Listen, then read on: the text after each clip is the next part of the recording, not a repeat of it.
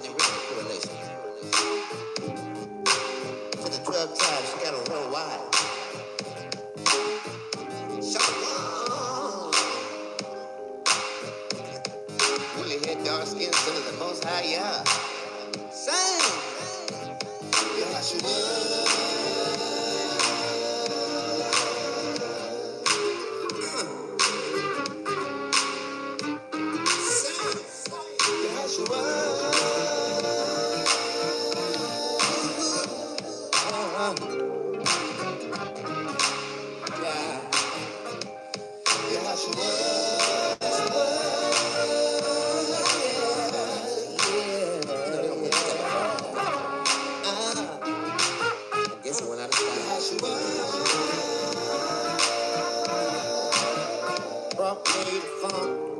Come on back there.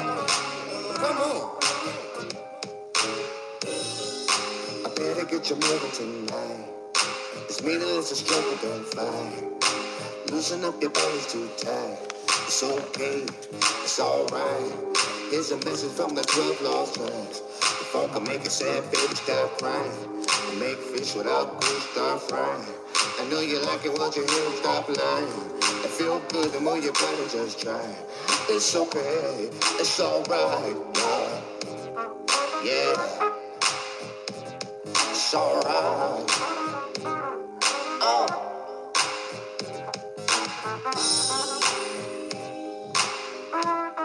Yeah.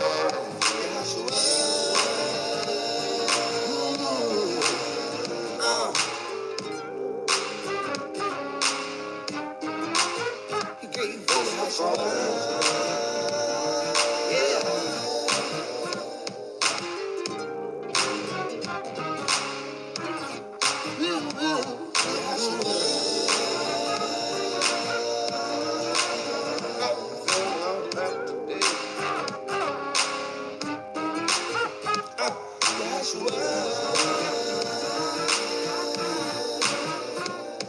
Shout out to the Most High. Yeah.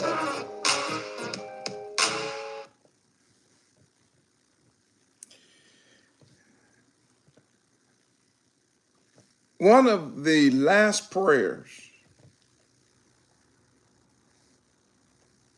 that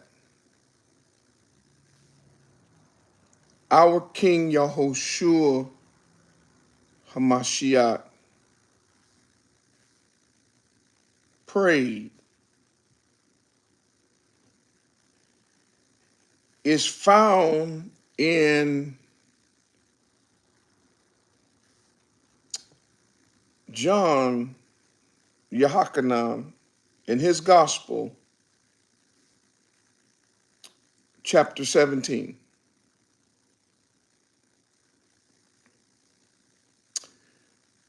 And in his prayer, he made a declaration, not just to you and I,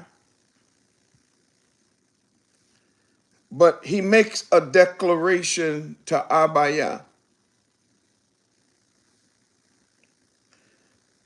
He is reporting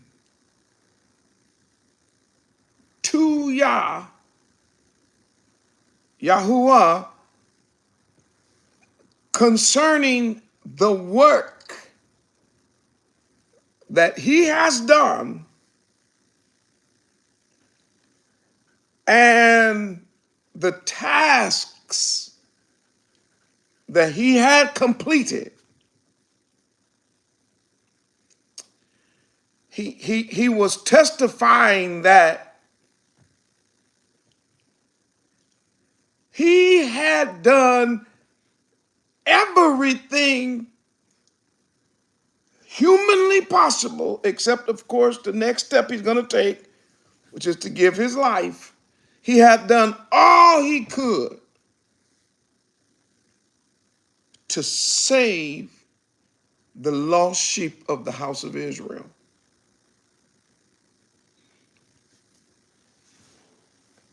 he done all he could. And in verse 12,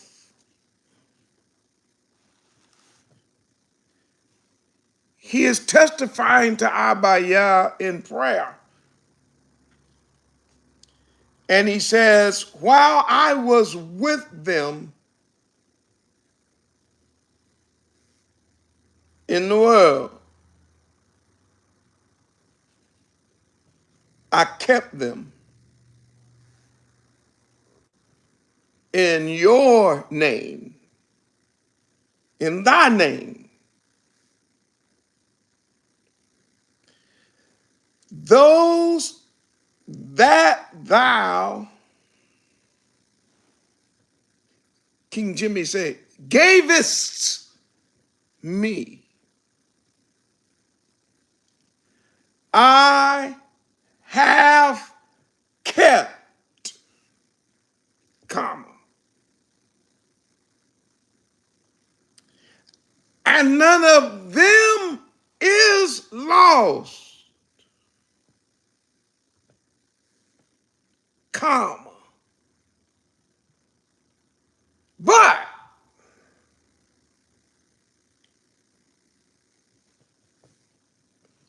the son of perdition,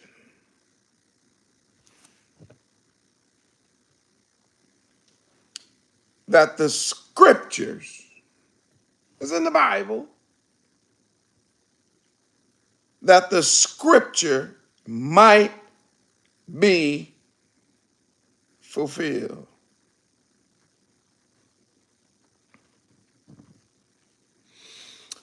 Yahushua said,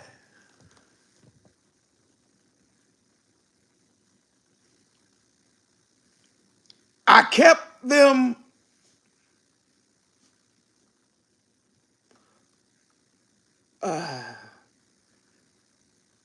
the ones you gave me, I kept them.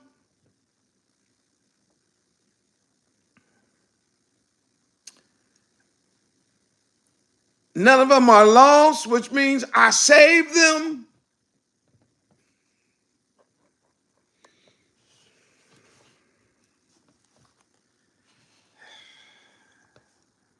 Yeah, all of them except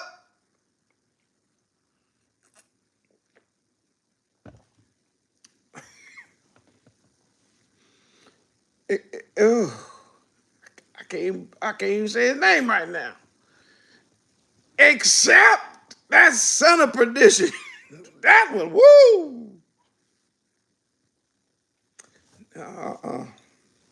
No, I tried I tried.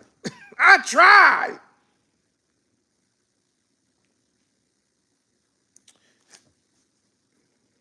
It wasn't no saving him.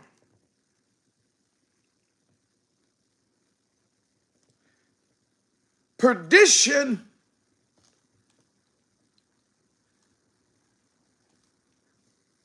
was his daddy.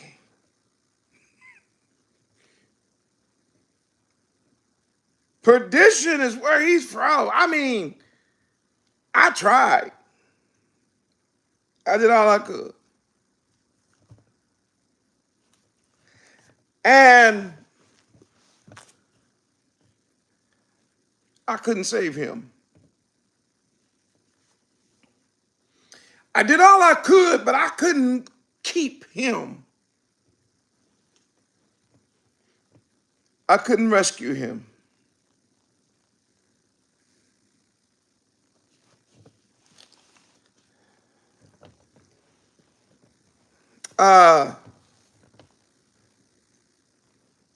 He remained a son of perdition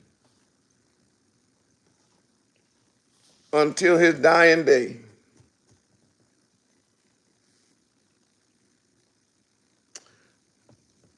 Yeshua said, I kept everyone you sent me. None of them are lost, but one.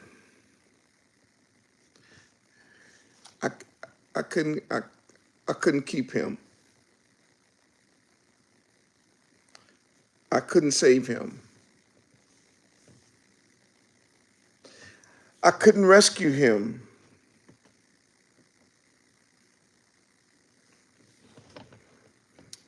He was too far gone.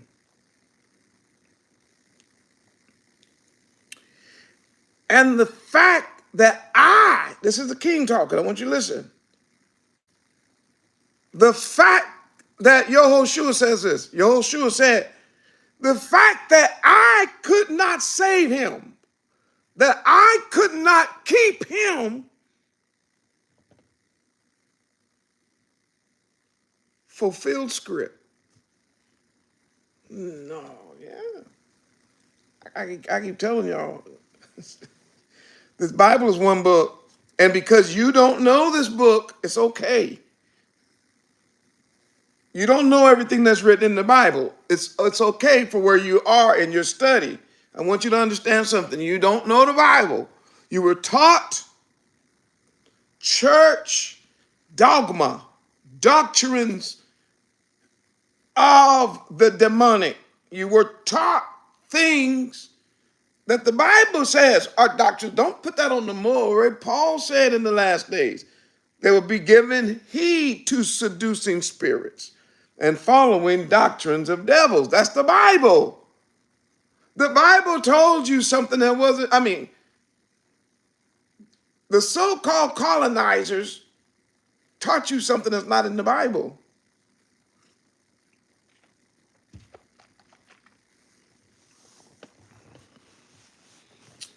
Sometimes you and I get mixed up in trying to understand the difference between what YAH can do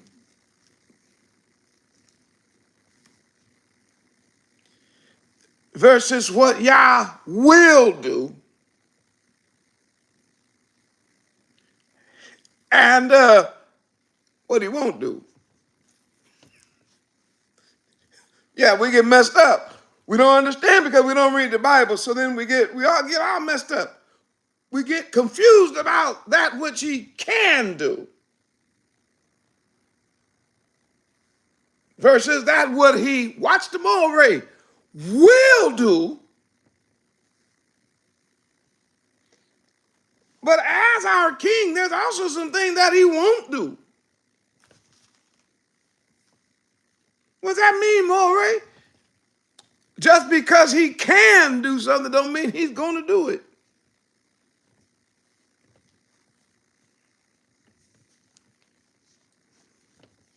And just because he does some things don't mean he have to do it. Boy, you already done talked to Lissa. You can go and get out the room now. I know. I already put out more information in the introduction of this message than those of you who grew up in pig meat eating circles, grew up around that which you ought not, rejecting the Shabbat, breaking the laws, don't know the covenant. You've learned more. In my introduction, you learned your whole time about YAH in the so-called religions of the world, including the so-called Christian church. You've learned more just now because you didn't know nothing about that. You did not see this verse like this until I showed it to you. And then you looked at it with new eyes and said, oh my.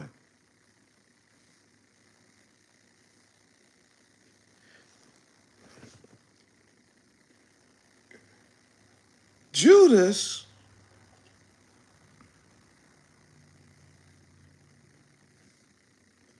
and his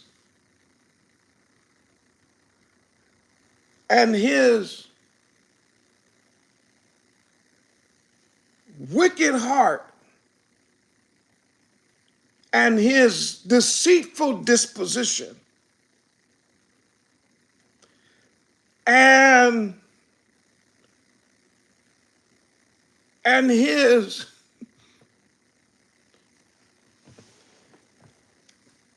thieving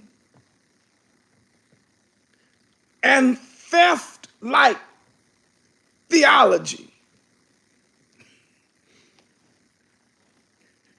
put him in a particular and peculiar position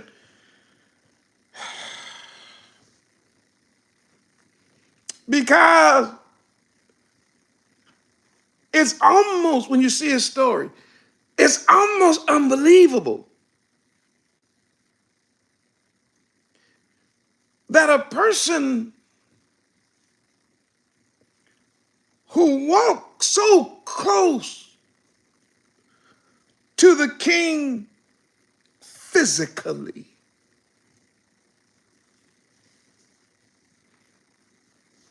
could be so far, far removed from our king spiritually.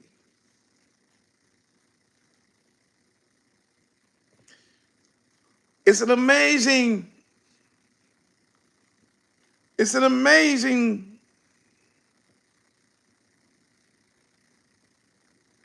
phenomenon.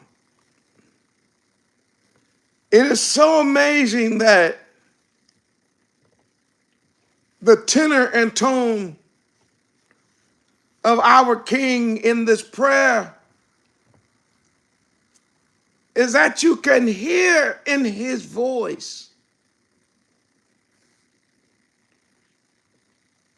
that he tried.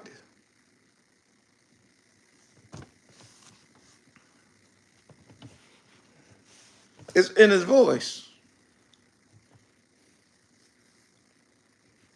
He said, I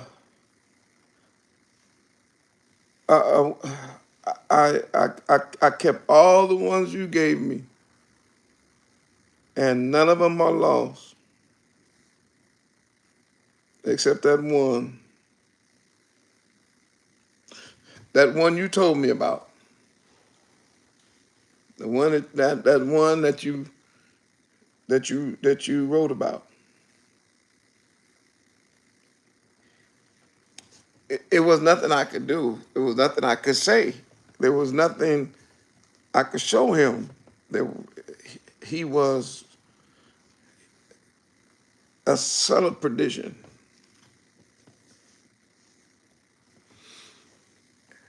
Zion, listening to me and all of the Israelites around the world, those you waking up to the truth of who you are and whose you are. You sneak listening preachers and pastors who come into the room just to try to find some helpful hints for your sermons. Y'all need to listen to the more, trying to help you.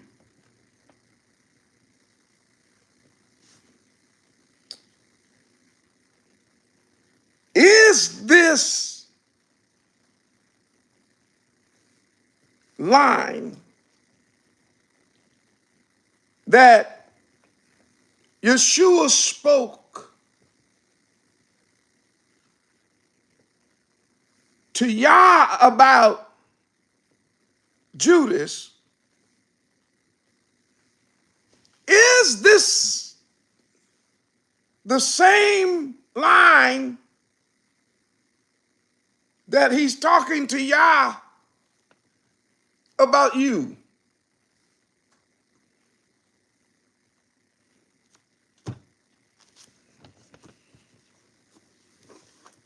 I mean, like when the king speaks to YAH,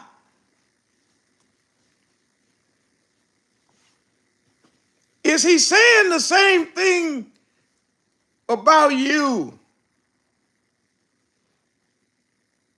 that he said about Judas?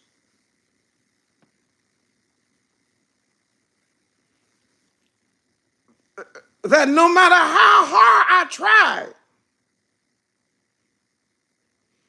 no matter how good I was to him, no matter how faithful I was, no matter how much I taught, no matter how many Bible studies he saw, no matter how many miracles he saw, no matter how many people were blessed and fed, and and clothed, and no matter how much sight I gave to the blind, and no matter how much hearing I gave to those whose ears were stopped, no matter how many times I untied the knots from the tongues of the dumb, no matter how many times I loosed the hold of Hasatan on the sons and daughters of Abraham, Isaac, and Jacob, I could not reach Judas. I couldn't save Judas. I couldn't change Judas. I couldn't get to it. I tried. Is he saying that to you? That's all I'm saying. Is he saying it to me? Is he saying it to you tonight? Is he saying that about you tonight?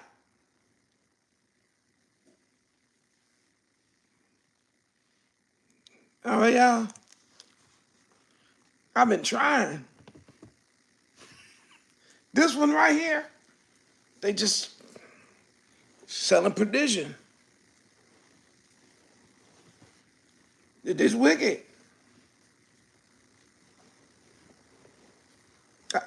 I've been trying. I've been trying to get them. I've been generous to them. They still rob me. Every week, every day, every month, every year. No matter what I do, they won't put me first. They won't put me first. They won't put the kingdom first. I've been working with them now 15 years, 5 years, 10 years. And they're still thieves.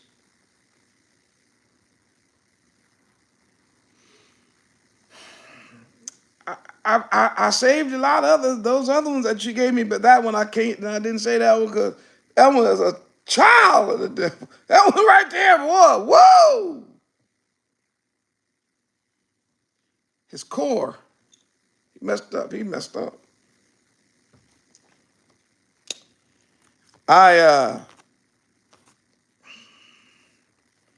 All the other ones, I kept them though, because they were willing to give up their rights for another man's wrong. And even though they all had problems, every one of them that I called, every one that you gave me had issues. From robbing, stealing, lying, cussing, fighting, evil, mean, swindlers, doubters. You gave me 12 men, which was a hodgepodge. I thought they said a hodgepodge of men. You gave me, woo-wee. Boy, the 12, when I went and prayed, you gave me 12. And when you gave me 12, oh my, I was like, okay, what am I going to do with these Hebrew Israelites right here? For he did not give me the most wise, nor did he give me the most prudent of men. Of the 12 that he gave me, he didn't give me the most wealthy. He didn't give me the most powerful. He didn't even give me the most learned of the 12. He gave me 12 men. All of them got issues. All of them had problems. Impatient. I had to check John and James a couple times, talk about send fire from heaven and kill the people who didn't want to listen. He was like, hey. Man, you gave me a motley crew of men, I tell you. 12 of these brothers right here, they will get behind each other's back and be jockeying for position and carrying on. I mean, and Judas, he was one of the 12. And while I was able to reach and change and keep and save 11 of the 12 you gave me, that one that I couldn't keep, that one that I couldn't save, why, he gone. He lost. But I tried. As a matter of fact, I can't even say his name right now because I'm so broken over the fact I'm just going to call him what he is. He's the son of perdition.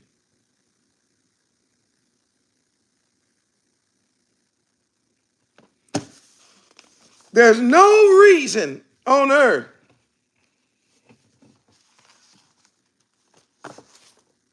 for Judas to not be saved.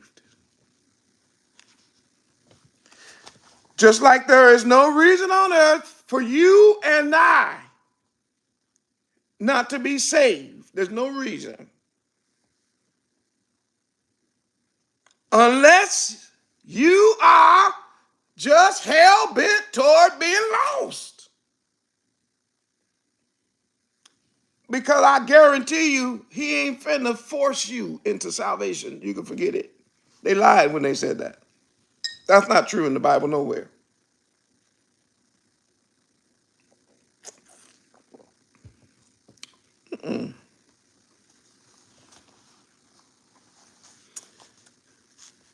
Judas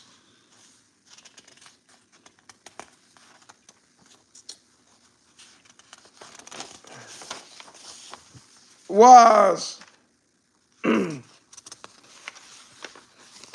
one of the 12.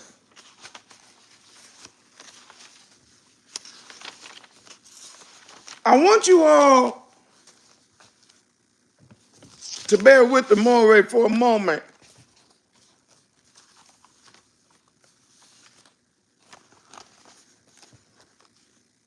I want you to see how Judas was advantaged. And I think part of his advantage is what makes his story so tragic.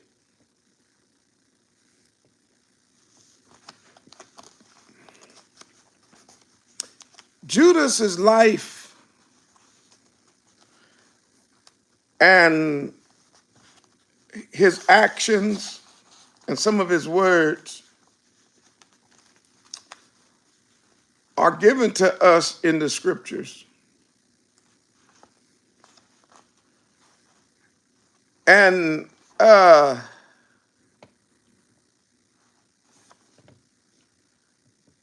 every time, almost every time he's mentioned, the writers who mentioned his name, when they would think back on it, because remember, the Gospels are written after Hamashiach, of course, completed the task that YAH sent him to do, which was to redeem the house of Israel by ratifying the covenant in his blood, right? And then, of course, through the resurrection, he fulfills all of the biblical types. And he now stands as our great high priest after the order of Melchizedek, sitting at the right hand of power, just waiting on the signal. So during After the resurrection of Hamashiach is when the writers wrote the Gospels. That's when Netanyahu wrote Matthew. That's when Lucas wrote Luke and Acts. That's when Yahrahn wrote the Gospel of John, and then 1st, 2nd, 3rd John, and the book of the Revelation. This is all after the resurrection. And then, of course, you had John Mark, which is Marcus, but really his name was Yahrahn too. But anyway, you had John Mark, who wrote the book of Mark.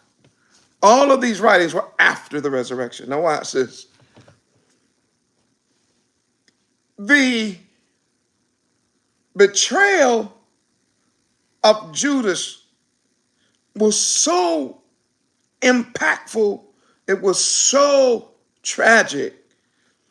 It was so shocking.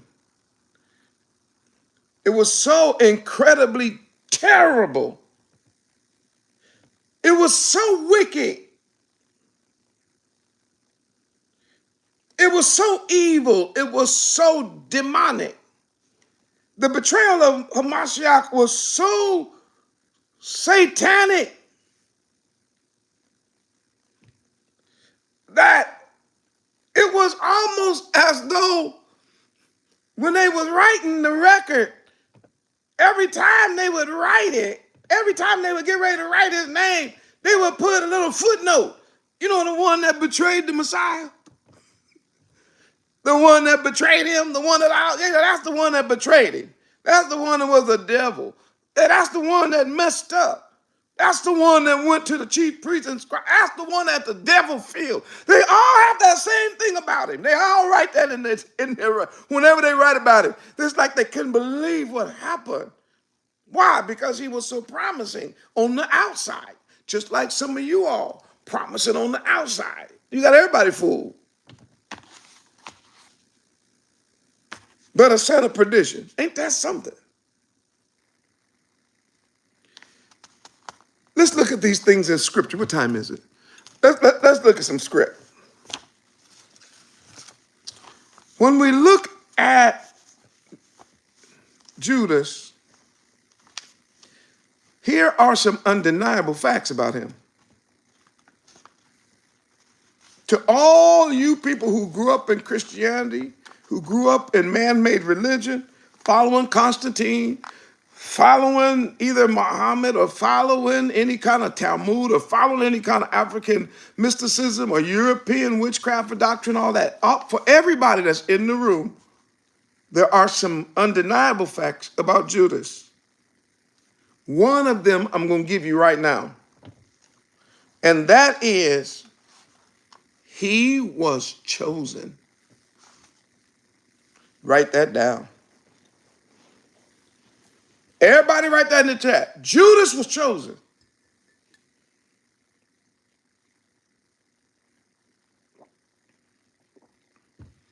Everybody write it. Judas was chosen. Write it in the chat. You need to get that. As the preacher say, you need to let that sizzle in your spirit. Yeah, you better get that in your head. That being chosen is not necessarily equal to being rescued. This is why I try to tell the people that's waking up to the truth. One of the difficulties I'm having with the house of Israel waking up to the truth is because they believe that just because they know that they are the chosen, they believe that them being chosen grants them automatically a seat in the kingdom. You a lie. And here's the bad part. Well, it's a worse part. Boy, can it get any worse? Oh, yes. The pig meat eating preachers and the pig meat eating pastors and the pig meat eating deacons and the whole entire Law is done away with religions of the world. They don't even recognize that they've been chosen. What do you think about that? They don't even see the covenant relationship at all. Now, that's tragic. They can't see that. So they don't know when we tell people the reason why we do everything that we do is because Torah says we are a chosen generation. We're chosen people. That's why we do Shabbat instead of Sunday. Because Yah chose us. So Yah said, keep the Shabbat. A white man said, keep Sunday. So we're chosen. So we're not following a white man who just pop up on the scene one day talking about he God and we got to obey him. We ain't got to obey you. Even who you think you are. We've been chosen by Yah, so we don't do Sunday morning for our worship. We do the Shabbat. Why? We're chosen. We don't care if a white guy come to our assembly and say you can eat whatever you want. Why would you say that? Well, because I'm God. Who? Because you're a European? You think you can come into a house full of Hebrews and tell us what to do? No, we got a diet law.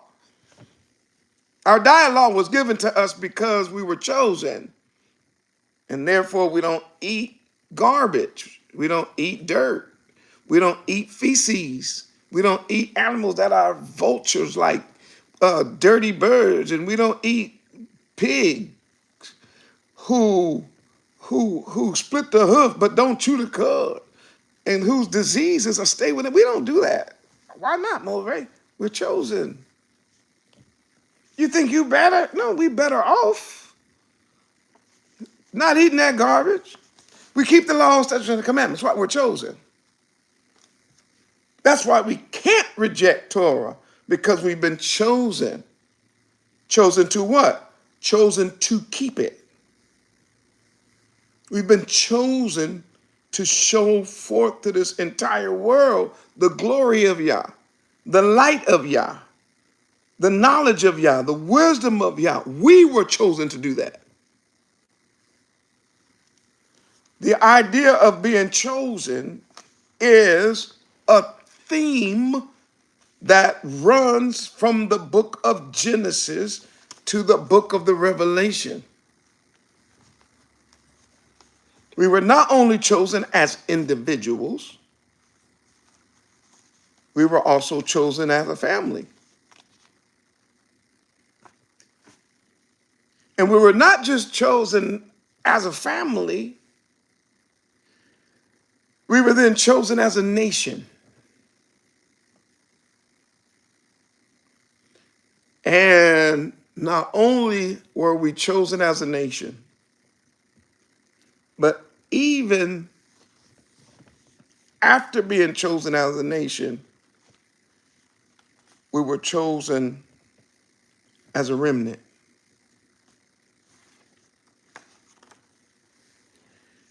But it's obvious that you could be chosen by Yah and lost.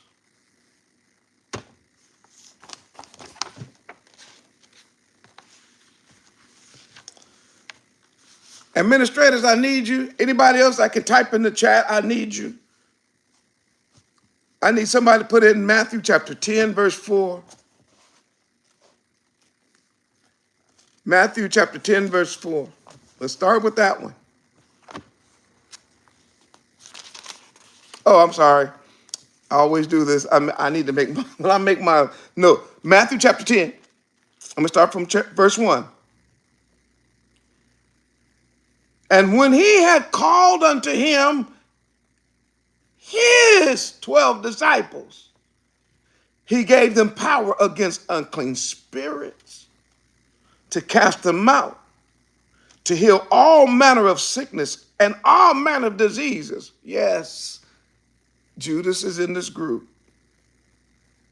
It don't matter what you say. He's in the group. He was chosen. Now these are the names of the 12. Now the name of the 12 apostles are these. First, Simon was called Peter, Andrew his brother, James the son of Zebedee, and Yahrahn his brother, Philip and Bartholomew, Thomas and Matthew the publican, James the son of Alphaeus, and Lebbaeus, whose surname was Thaddeus, Simon the Canaanite, and Judas Iscariot. And then watch what he said. He said, who also betrayed him. Boy, when they went back and wrote that, hey, this dude right here. Mark chapter 3, verse 9. That's Matthew. Go to Mark chapter 3. What time is it? Okay. Mark chapter 3, verse 9. Just for reading's sake, I'm not going to read all the verses.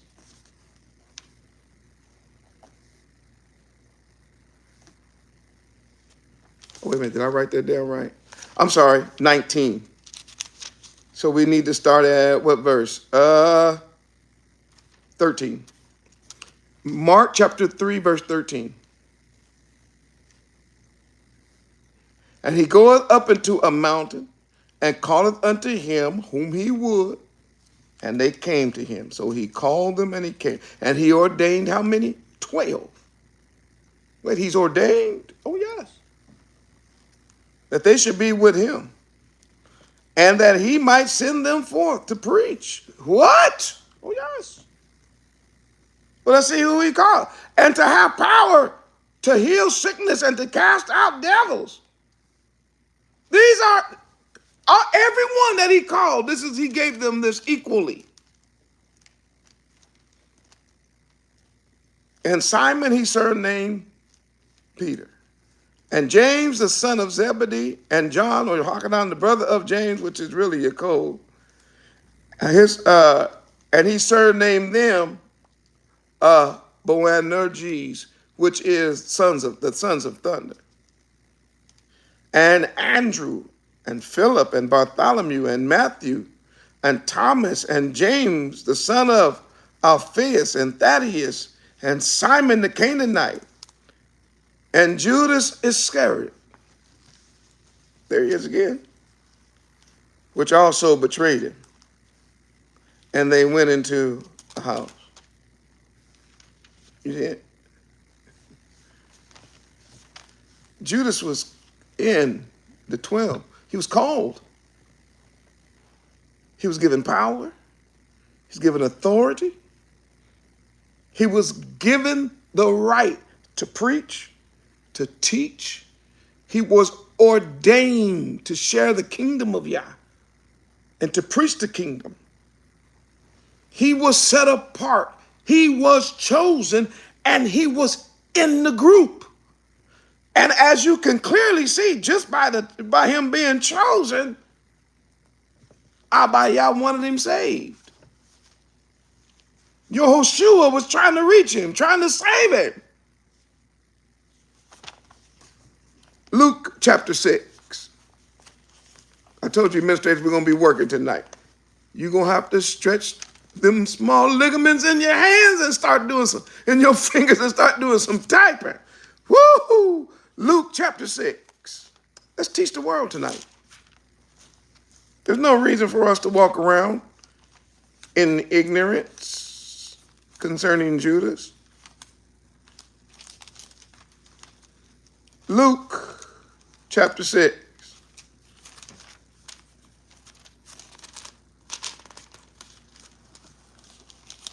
Verse 12. And it came to pass in those days when he went out into a mountain to pray, and continued all night in prayer. This is not haphazard. It's been all night. Most of us, you and I, have never, ever, number one, went into the mountain to pray. And number two, stayed up all night praying. And he prayed to Yahuwah. And when it was day, what? After all night, he called unto him his disciples. And of them, who? These are all the people that were following him. And of them, he chose 12, whom he surnamed apostles. This is who we're going to find out later. YAH gave him these names. And then the next day, he called these names out, and these people came forth. All right, let's see who they are. Simon, whom he also named Peter, and Andrew, his brother, and James and John. We know the European changed all these names and made them white. They going there over there too. Everything they touched, they turned to European. These are all Hebrew Israelites. Believe me. John and Philip and Bartholomew, Matthieu, Thomas, James the son of Alphaeus, and Simon called Zelotes, and Judas, the brother of James, and Judas Iscariot, which also was the traitor. I think y'all catching. I think you're already catching my video tonight.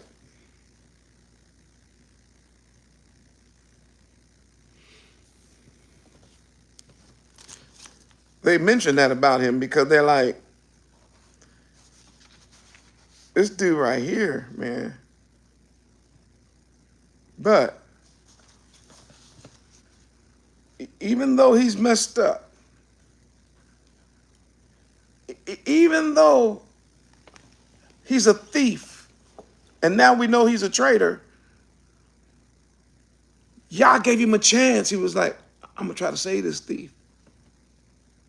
I'm going to try to rescue this traitor. I'm going to try to bring him in close to me so he can hang out with me, and hopefully within the next 3 years that we are together, he'll change his ways. Stop being a thief. Stop being a traitor. That he'll stop being selfish. That he will stop being self-centered. That he would stop trying to be underhanded, thieving and lying. That he would stop trying to place over religious and over righteous, while at the same time he don't care for nobody but himself and his bag. Hopefully hanging out with me. He'll have a change of heart.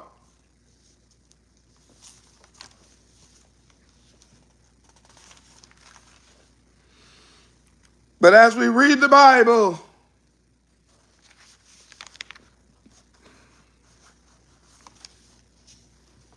the Most High says about this man, he said, I chose all y'all. But one of y'all is just demonic. One of you is a devil, which means one of you are not controlled by me. One of you are letting somebody else control you, or something else control you. And this is what I want to share to the world, and especially to the house of Israel and to the remnant. Yes, I understand we've been chosen. We've been set apart. We are to be a part of the household of the hopeful. We're supposed to be the light of the world and the salt of the earth. And you are chosen, and you've been called. And some of us have been given gifts, skills, abilities, preaching, teaching, doing works and miracles and all that stuff. But watch this. But just won't obey Yah. Because you have ulterior motives. You won't believe the scriptures, and you won't, it doesn't matter. You just won't You just won't act right. But you think you all right. But even though you won't act right, you think you all right.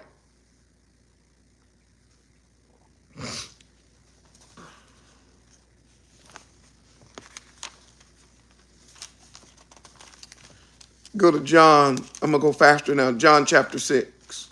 St. John chapter 6. We're going back a few chapters. Go to St. John chapter 6 real quick. We're going to go toward the end of that, down toward the end of that chapter. I'm going to show you something. John chapter 6.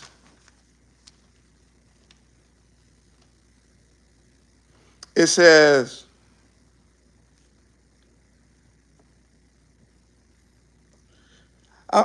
just for time's sake, we're going to start at verse 60. Many, therefore, of his disciples, when they heard this, said, this is a hard saying, who can hear it? And this is when Hamashiach was talking about giving up his life and giving up his body and shedding his blood for the covenant. He was talking about how he is the bread of heaven, that he is the blood of the Lamb, and the people didn't want him. And so this is where he says, so many people left him when they heard this. Said, this is a hard saying, who can hear it? When Yahushua knew in himself that his disciples murmured, he said unto them, does this offend you? What and if you see the Son of Man ascend up where he was before? It is the Ruach that give life. The flesh profits nothing. The words that I speak unto you, they are Ruach and they are life, which I've been telling y'all, the Torah is spiritual. I remember I mentioned this so long ago, and then every time I say it, people put this in the comment or text or whatever, saying about what the Spirit is leading them and the Spirit this and the Spirit that. And I'm like, if your words is not Torah, that is not the Ruach. The Ruach of Yahuwah is Torah. But I'm just going to keep going. He says, the words that I speak unto you, they are Ruach and they are life. But there are some of you who believe not. For Yahushua knew from the beginning who they were that believed not, and who should betray him. And he said, therefore said I unto you, that no man can come to me except it were given unto him of my Father. From that time, many of his disciples went back and walked no more with him. Then said Yahushua to the 12, see the 12? He said, will you also go away?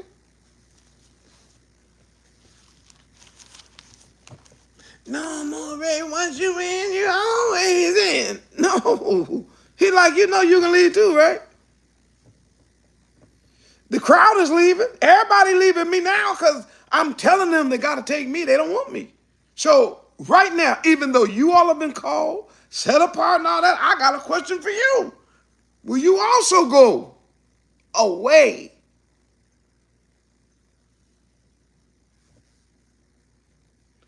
If I was preaching this sermon right here, I would stay here for a minute. But I will just put this one little piece out there for the world. I have never witnessed a person going away from Yahushua, Hamashiach,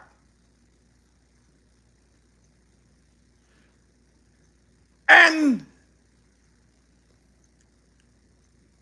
do better. I've never seen a person go away from Hamashiach, away from Torah, away from the covenant, and improve when it comes to overall life. I've never seen it. Every time I see a person go away from Yah, away from Yahushua, away from the covenant, away from the laws and the statutes and the commandments. Every time I see it in script, they're sorrowful. They're crying. I gotta go. I'm already getting caught up. They go down. They don't go up. They go down. They don't improve. They get worse. They don't get more peace. They get more stress. They're not on the right road. They're on the wrong road. Then Simon Peter, verse 68, Simon Peter answered, Yahuwah, or King, to whom shall we go? You have the words of eternal life. Uh-oh. Ooh-wee. I can't do that tonight. I have to, maybe I'll just do this in a different message. The words of eternal life is Torah. The pig meat eaters and the Europeans that twisted our scripture and said you don't need the Torah. Eternal life is in Torah. Messiah said, I only speak Torah. That's it. What I hear my Father say, that's all I preach. If he don't say it, I don't say it. If he don't do it, I don't do it. Why? Because he's the word of Yah made flesh. Verse 69. And we believe and are sure that thou art, now he said we, right? That thou art Hamashiach, the son of the living Elohim.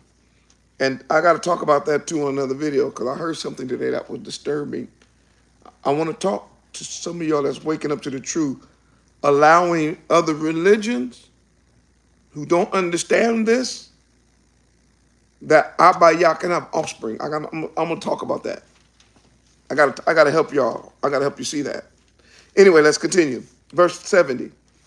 Yahushua answered them. Watch this. Have not I chosen you 12? They couldn't say, no, you haven't. Yeah, you chose all 12 of us. He said, okay. But I want you all to know something. One of y'all ain't right. One of you is the devil. One of you is really not with me. And once again, it doesn't matter what I do for you, what I teach you, the power that I will work through you. You have already determined what you ain't gonna do. You already determined that you're gonna be a thief, in Judas's case. You're gonna be a traitor. You're wicked. You've already determined where I cannot be your boss. I can't be your leader. I can't be your king. I can't be your master. You're sold out to something other than me. Someone, that's what Kepha was really saying. He said, to whom shall we go? Because Kepha understood something that we need to understand. That a departure from Yahushua, Hamashiach, always results in an arrival at someone else. Say it again slow, Morey, because way down in Texas, sometimes you got to talk slow. I said a departure from Yahushua Hamashiach will always inevitably result in the arrival of someone else. That's what Peter said. Kepha, he said, to whom? In our case, as we've been scattered to the four corners of the earth, to the house of Israel, the departure from Hamashiach resulted in our arrival we arrived at Constantine. So we left Hamashiach, we left Yahuwah, and we joined Constantine. And we rejected the Torah. We rejected the Shabbat. We reject the feast days. We reject the diet-laws. We reject the Ten Commandments. We reject all the laws and the statutes. We reject everything that's biblical, and we accept everything that's non-biblical. That was an arrival at someone else. We arrived at Constantine. That's why our people still don't keep Shabbat. Don't eat right, don't do that. We left that. We said, man, we ain't following that. But Keeper said, no. And the Messiah here said, yeah, I've chosen you, but one of y'all is still the devil. Now look, y'all put an 800,000. I see my time. I'm already up against the clock. I must take this message a little further. I must do it because I can't leave you right here. But did you see where it said that he spoke of Judas Iscariot, the son of Simon? Why? Remember I told you, they keep putting these footnotes all through every time they mention him, because it was a terrible thing. It was unbelievable to the 12. He spake of Judas Iscariot, the son of Simon, for it was he that should betray him. Watch this. Being one of the 12.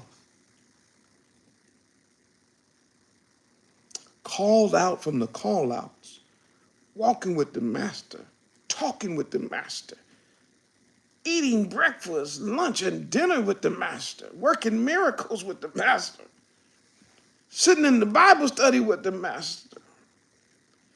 I mean, can you imagine the privilege? But not only that,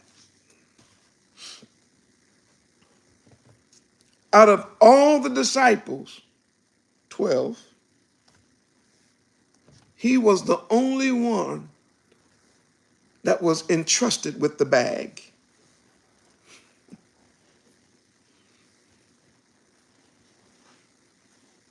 He was not only just chosen, he was not only used by the Most High Yah. He not only took advantages of all of the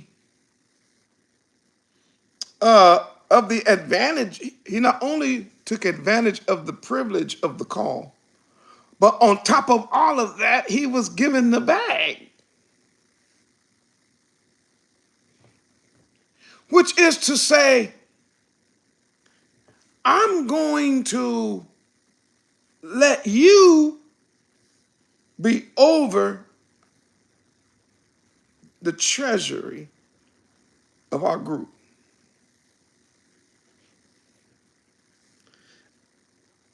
And the Messiah lets him have the bag, knowing that he's a thief, knowing that he's a traitor, knowing that he does not care for the poor, but yet he gives him the bag as to say, I know no one else in the world will give you a chance. I know everybody else that you've ever known, because they know you a thief, they don't trust you as far as they could throw you. I know that. I know that ever since you was a child, everybody been like, man, hey, don't hang around with Judas. Boy, you let Judas come over your house one day, boy, he gonna steal you blind. Look, if Judas is at your house and you gotta run to the store, you better tell Judas to get in the car. Hey, Judas. Yeah, man. Hey, man, come on, ride with me to the store. No, I'm just gonna stay here till you get back. No, Negro, you ain't either. Get in the car. We're gonna ride to the store together, and you're gonna stay in the car. Because, boy, you'll mess around and get in the store and see something you like and lift it.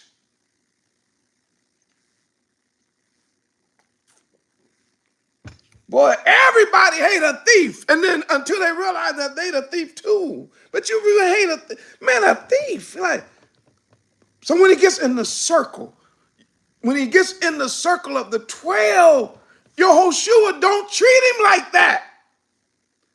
Yahushua treats him with a blank slate. Hey, bud, whatever we have as a group,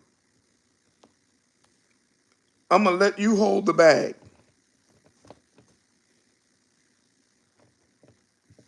So you can watch over, make sure everything is right. You can have the bag.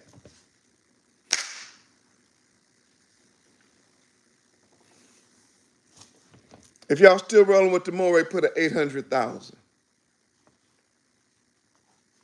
I got a couple of more verses and then I'll finish this up tomorrow. Can you see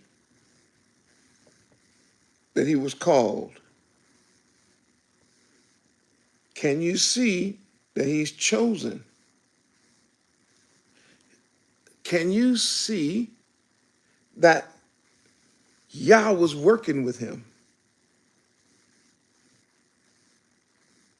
Can you see that Yahushua gave him a responsibility that probably nobody else in life gave him?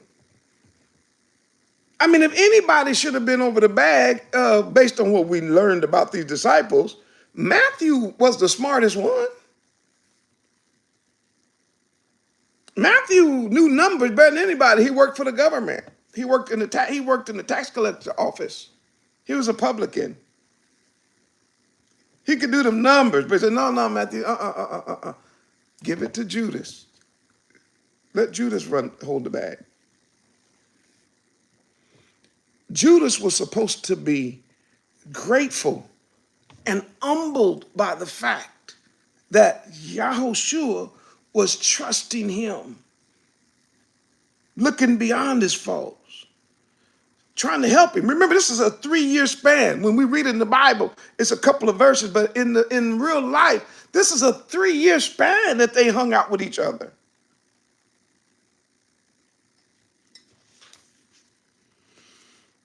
I don't know if I've even mentioned this. I'm Dr. Yoshiyahu Dawid Ben Israel. You've been following tonight, and you're getting insight and being helped by the scriptures, and you want to support this work. This work is supported through your tithes and through your offerings.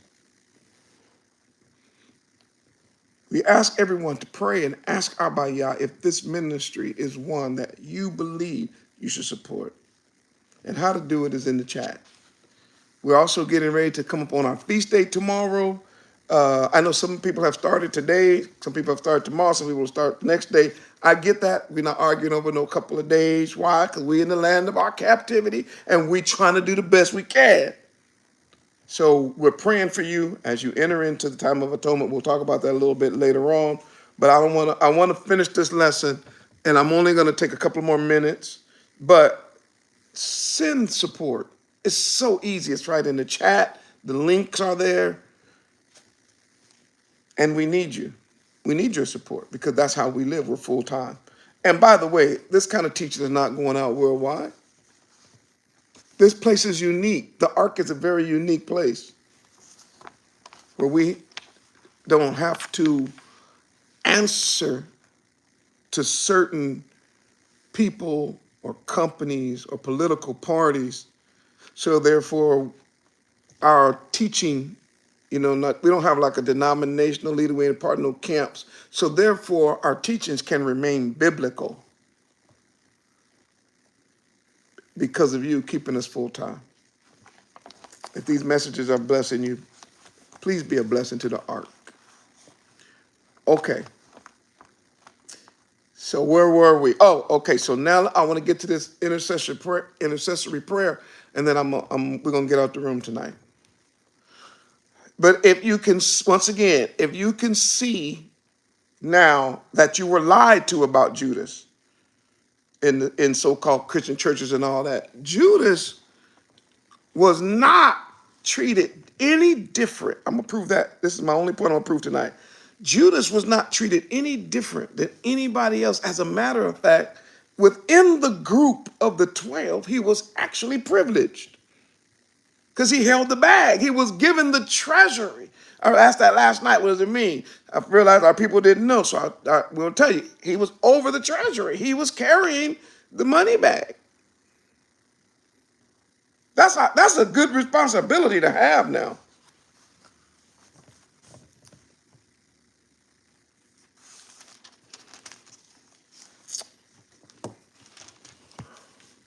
Now go back to John, and let's get at chapter 12, verse 6. It says, this he said, talking about Judas. Because remember he said, why was not this ointment sold for 300 pence and given to the poor? This he said, not that he cared for the poor, but because he was a thief. Don't let Judas fool you. You know, fool everybody else. Don't let him fool you. He's a thief, and he had the bag, and bear what put therein, which the word is, he lifted it. You ever heard of a shoplifter? He's stealing out the bag. He's taking a piece off the top. That's why he wanted her to put that in the bag, that ointment. Man, that was about $100,000 worth of ointment she poured on his feet. He said, well, we could have took that money and gave it to the poor. No, you was going to sell it. You were going to put that money in that bag, and then you was going to take that money out of the bag and put it in your pocket and put some in it. That's what you was going to do. That's what John revealed about you, to let us know that after 3 years, you didn't change. After 3 years, almost 3.5 years of being with the Messiah, you were still a thief. 3.5 years being with the Messiah, you still a traitor. 3.5 years of Bible study, 3.5 years of education, 3.5 years of prayer, 3.5 years of testimony. When John wrote this gospel, do you know that there's a line in the gospel that says that Messiah did way more things than is written in this book? He said, and if everything that he did was actually written about, which should be written about, he said the world couldn't contain the books. Judas saw all that. And right before Hamashiach is about to die, and Miriam is giving her offering to him, which once again, Jazz and I were talking, right, and she reminded me of the fact that this was her offering to her king. This was personal between her and Hamashiach, which also, watch this. It was so beautiful when we talked about it this morning. Watch this. It was the anointing of his body for burial. Do you remember when he was crucified and he was placed into one of the problems with the women around the cross was we didn't get a chance to actually properly anoint him. We wanted to properly anoint him, to properly, so watch this. Whether Miriam understood that or not, she was like, I'm going to do it while he's still breathing. I'm going to anoint him right now in front of my sister, my brother, these 12 disciples, and anybody else. I'm going to give my offering while it will fill the whole house with the odor. I'm going to give until Satan is jealous. I'm going to give until the devil get mad. I'm going to give until the devil jump up out of Judas and start hollering about my offering. That's how much I'm finna give. I'm going to pour it all. And by the way, I'm going to get out the room right now. And by the way, Judas, I got something to tell you too. I know you dead and going to hell, but let me just talk. You said it could have been sold and given to the poor. Hamashiach was the poor. You didn't read the Bible? Although he was rich with YAH, he became poor. but you selective when it comes to poor because you don't really care about the poor. Hamashiach told her, man, one day the foxes got holes. The birds of the air have a nest, but the Son of Man have nowhere to lay his head. But yet you don't want him to get an offering. You're going to hell for that. Hamashiach, YAH, did not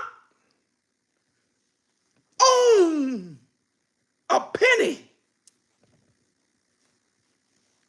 When he got ready to preach about paying, teach about paying taxes, he said, is there anybody out there that can show me a penny?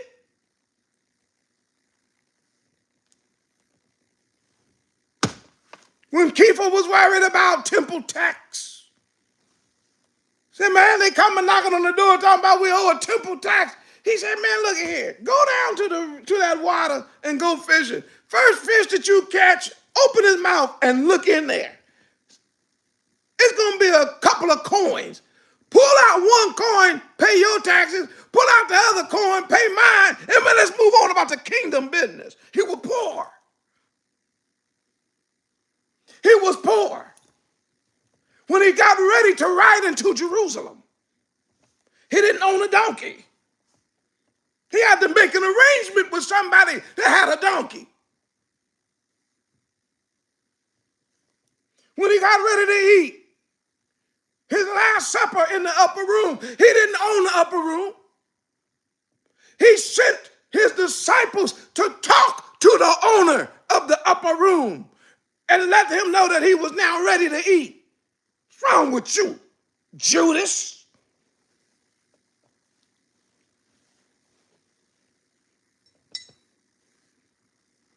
And when he died,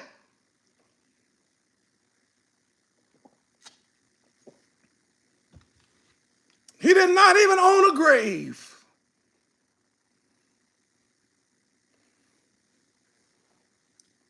He had to borrow a grave. He borrowed Joseph's new tomb.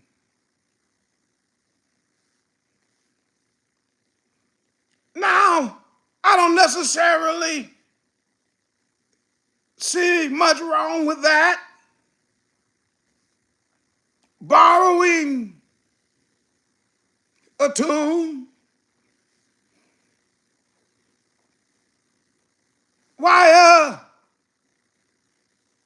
I was taught by my daddy growing up that it's not a sin and there's no shame to borrow unless you borrow something and don't give it back. That's when it's a problem. But if you just borrow it, yeah, that's all I'm saying. Why, he didn't have to purchase a tomb, that's all I'm trying to say, because he wasn't going to stay there long.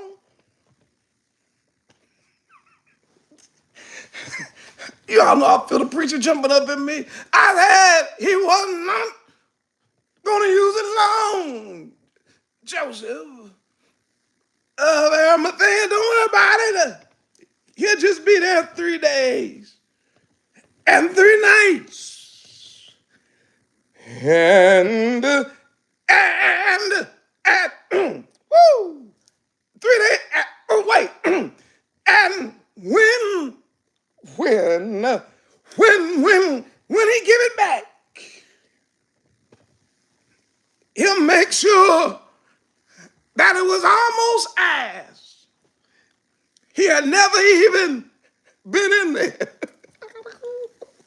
Woo, I'm out. Y'all, all I'm saying is, I'm just trying to say, he rose with all power in heaven and earth in his hand. That's what I'm trying to tell you. what did he do? His head, the napkin that was on his head, he didn't just leave it out all a mess in the corner somewhere. He folded it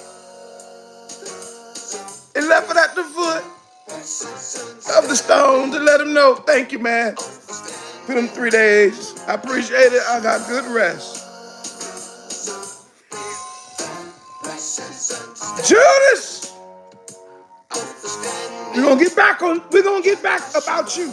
You're gonna see how wicked he is and how he couldn't be changed. Now watch you. I want to talk to you. Let's watch it the more. Are you like Judas? How long before you pay your tithe? How long before you keep the feast? How long before you bow down to your king? How long before you leave Constantine or any other man-made religion? How many more miracles, more Bible studies, more lessons? What do you need to stop being a thief, to stop being a traitor, to stop being a liar, to stop being an adulterer, to stop being a thief? A covetous, to stop killing, to stop murdering. How much more do you need before you turn against all the paganism of the world and turn to your king and worship him? Or are you going to be like Judas?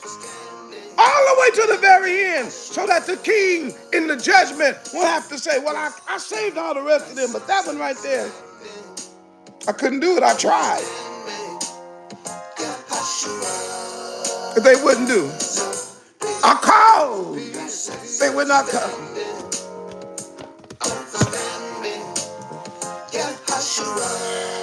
I stretched out my hand. They would not stretch their hand back. I chose them. They didn't choose me. Woo! I don't want to be like Judas. Y'all know I don't want to be like Judas in my heart. I want to be like Yahoshua.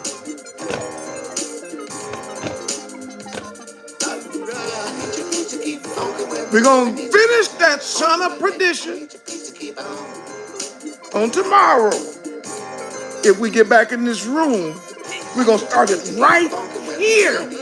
That's not what you want to be. You don't want to be son of perdition. You want to be son of the promise. You want to be son of the king. You want to be son of Yahuwah. That's what you want to be. You want to be the saved, not the lost. You want to be one that he kept, not one that he cast away. Y'all put in 1 million in the chat. I gotta go.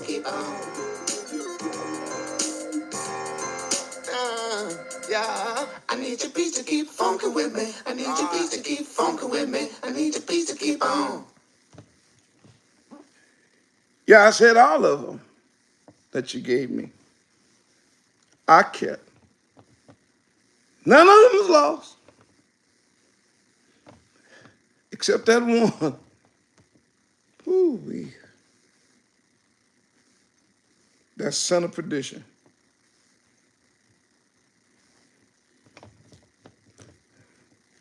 Y'all don't be like Judas.